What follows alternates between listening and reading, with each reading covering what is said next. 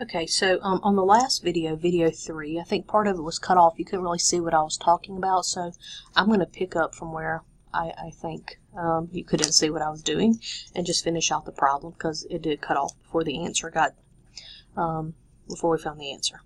Alright, so let me just start from here. We took the derivative of x squared and y squared, so that gave us 2x dx dt, 2y dy dt equals 0.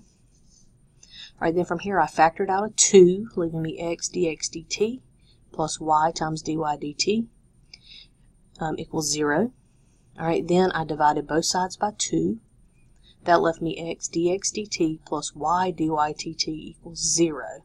Now remember, we're trying to solve for dy dt. That's our whole purpose in doing all of this work. So I'm going to subtract the term x dx dt from both sides. That will leave me y dy dt equals negative x dx dt. Then to get the dy dt by itself finally, I'm going to divide by y on both sides. That'll leave me dy dt equals negative x over y dx dt. Alright, so to find the rate or how fast the top of the ladder is moving down the wall, so I want to know how fast is the y moving with respect to t. How fast is the ladder moving? I'm going to fill in what I know.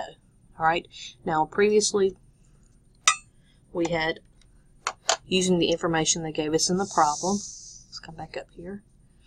Alright, we knew we were looking for how fast is the top of the ladder moving down the wall when its base is 12 feet from the wall. So at that point, I know that the base, or this bottom level here, the ground level, or the distance between here and the end of my ladder is 12 feet. So that's my x. The length of this side is 12 feet, so I know that. And we had filled it in and solved for y. So I have those two pieces of information for sure.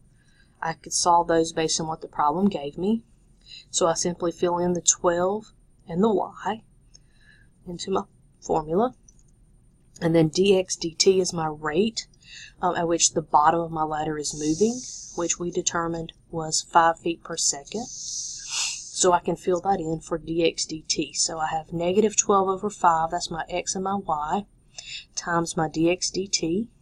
The 5's are going to cancel out, leaving me negative 12 feet per second. The negative tells me that my ladder is moving down the wall. Had the value been positive, I should have been moving up the wall. Okay, so negative tells me I'm moving down the wall, and I'm moving at 12 feet per second.